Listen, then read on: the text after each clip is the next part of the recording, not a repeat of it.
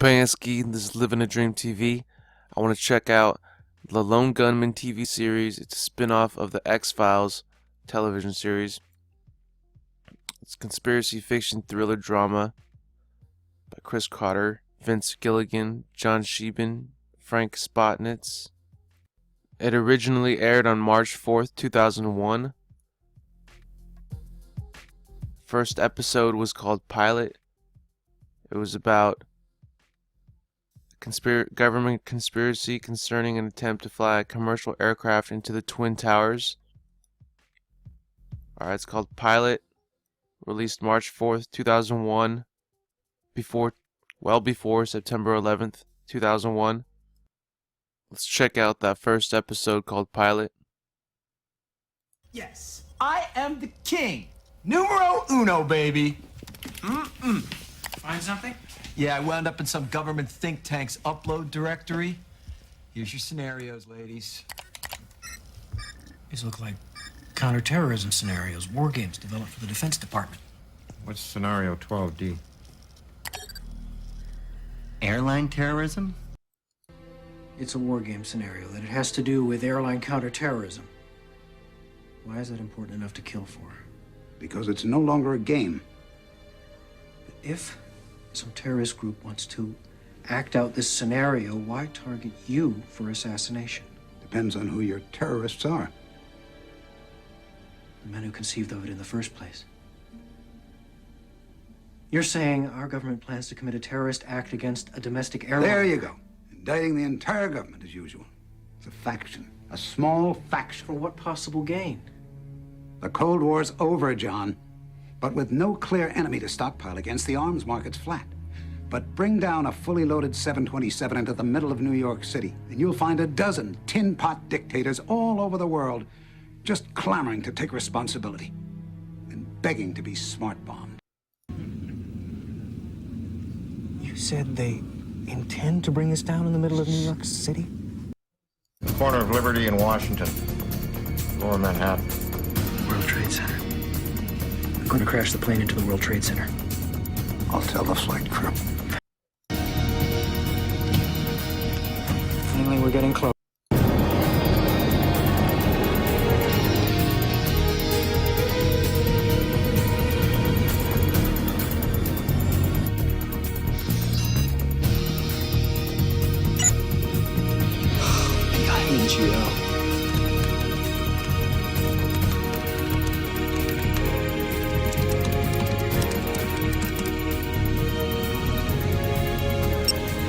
We've got manual override.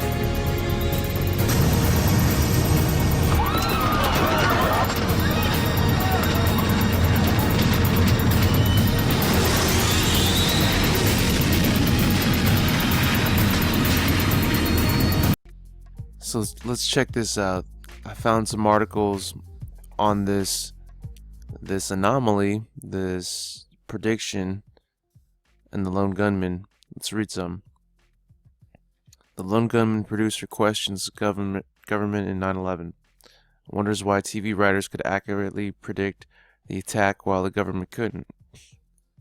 So this article by James Corbett on the Corbett Report, published February 25th, 2008, reads, Cast and crew of the X-Files attended WonderCon 2008 in San Diego this weekend to discuss the upcoming X-Files movie. During the question and answer, one intrepid audience member asked Chris Carter, creator of X-Files and The Lone Gunmen, about the pilot episode The Lone Gunmen, which eerily predicted the events of 9/11 that took place in New York mere months after the episode aired on TV. Carter, looking slightly flustered, turned the question over to the Lone Gunmen producer, Frank Spotnitz. Carter makes a bizarre and awkward joke about turning the question over to his producer because he has a special underground connection that made him better qualified to answer. Let's check it out. Give it to my colleague here, Frank Spotnitz, who actually had more to do with the Lone Gunmen than I did. The Lone Gunmen were created, if you remember in the episode, first season episode, by Glenn Morgan and James Wong, and then we did the TV series. But Frank really had so much more to do with it, and especially that part of the storyline. I think he has a special underground connection.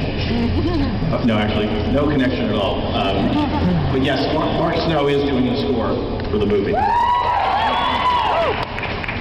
But we were just looking for the most awful crime we can imagine, and it was as simple as that.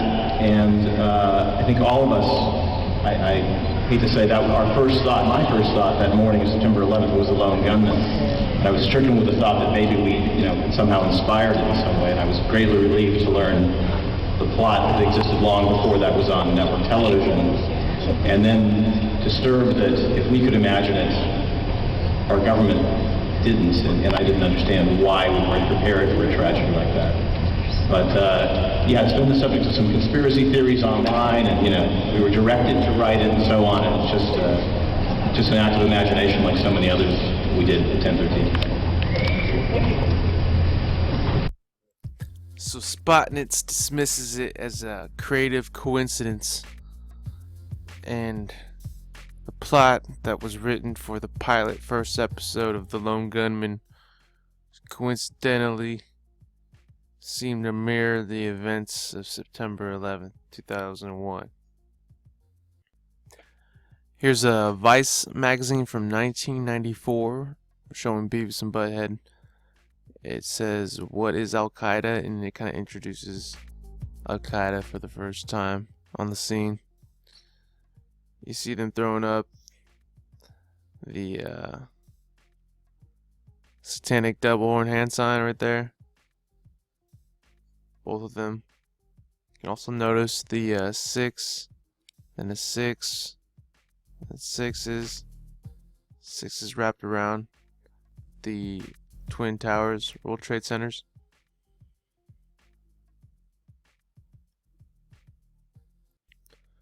The article asks, can you imagine the carnage? Talks about imagining if the Twin Towers were to collapse. We lost people last year.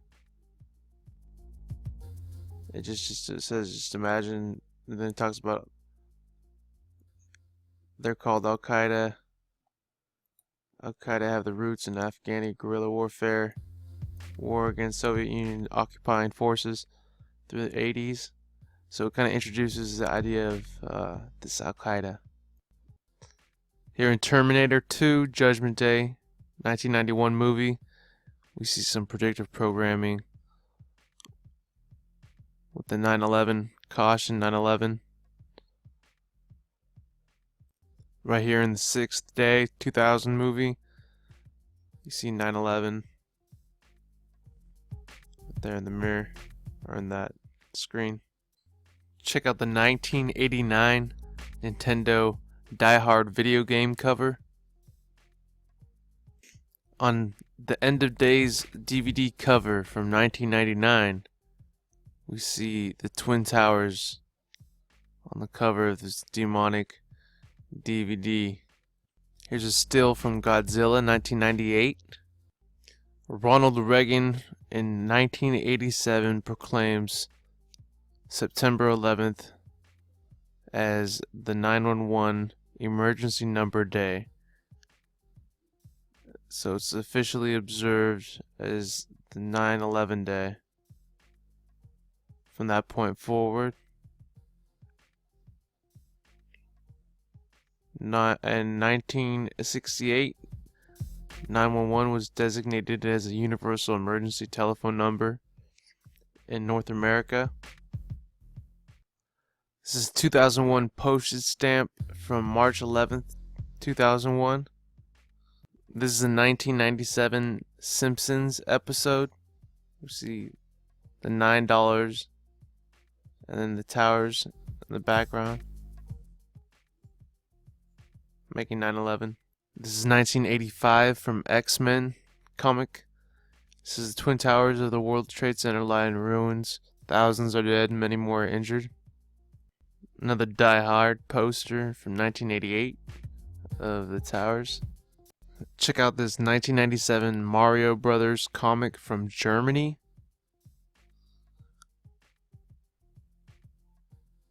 All scene of destruction with the towers getting cracked open. In 1970s, pedophile rapist Jimmy Savile advertises BBC Radio 1. He's pointing at September. And you see the 101 drop to 0. It's 11. September 11th. Oh, this one's crazy. In 1999, Patrick Ewing was on this poster. It says, starting October 26th, the New York skyline will never be the same. It has the towers right here. Check out this 33. The Masonic number 33. Highest number, Scottish Rite Masonry. Highest degree. New York. New York 33. New York. Gematria sums 666. See right here at gmatrix.com. New York. In English Gematria is 666. And 33 is the highest degree in Masonry. Again, you see the triangle, with the 33 inside of it. The triangle, it's all part of this sacred geometry. The 60 degrees, 60 degrees, 60 degrees. That's 666. It goes deep.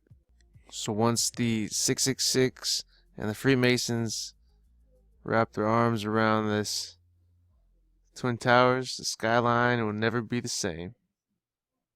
Message blast from the past from 1999. This one's interesting, from Ellen G. White. She's a leader of the Seventh-day Adventists. To consider her a prophet, but she's also a Freemason, so she's playing both sides. It says here, and she's writing this as she had a vision from God. She says, the world is stored in the spirit of war. I have no light in particular in regard to what is coming on New York, only that I know that one day the great buildings will be thrown down by the turning and overturning of God's power. These massive structures will fall even before the last destruction comes upon the world. The flattening monuments of man's greatness will be crumbled in the dust. God's retributive judgments will fall on those in the face in great light. So it goes on, but it says here, it's from Testimonies for the Church, volume 9, page 11, and titled Signs of the Times. So it's on volume 9, page 11, and I find that pretty interesting, and I think that's intentional, and she did that on purpose. Here's Ellen G. White's grave site. You see the obelisk right there, the Masonic obelisk, the phallic symbol on a grave site. Here's another picture of Ellen G. White right here in the center, and you see right behind, to the left and right of her, these guys doing these Masonic hand gestures with their hand inside their coat jacket. This guy's doing it. This guy's also doing it right there. Here you see Pope Francis doing the Masonic hand, hidden hand in his coat jacket gesture. There's plenty other examples of this gesture. There's Stalin, Marx, several other historical figures. Here we go. Now we got some names. Some Napoleon, Baron von Nig,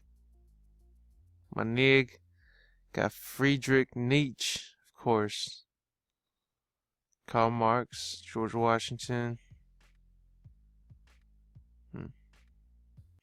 Got Kim Jong-un.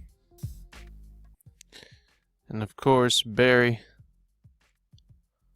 This website makes a good point. If you look hard enough, you can start finding a bunch of these little clues hidden within our media and movies and DVDs and whatnot, music. And Big Lebowski, in the beginning opening, you can see the check's dated September 11th. Okay, so this next one is in your Microsoft Word. Type in NYC. I did in New Times, or Times New Roman. Change it to Wingdings. So NYC has a death. the Star David, the Jew star, and then it says okay. Same thing with this one.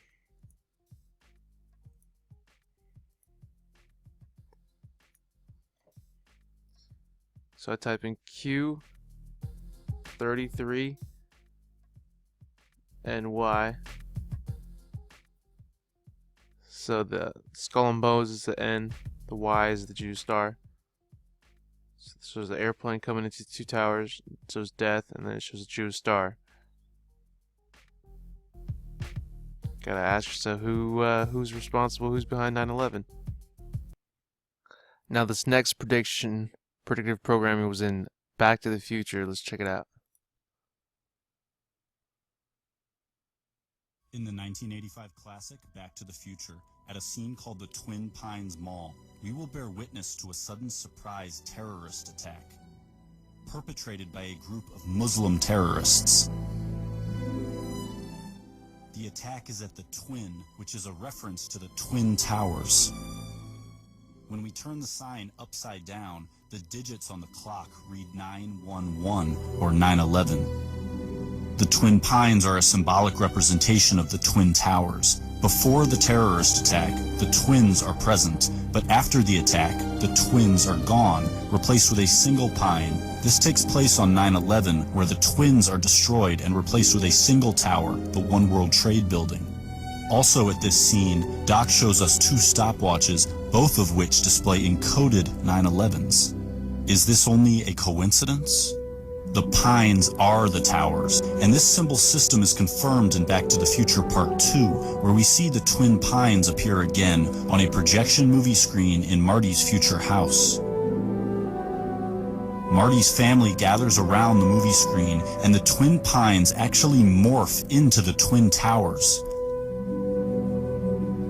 This is because the twin pines are the twin towers. The pines are the towers. Pines, towers. And the Twin Pines Mall is the Twin Towers Mall, which is why all the clocks here secretly say 9/11 and why there will be a Muslim terrorist attack resulting in the destruction of the Twin Pines, or the Twin Towers.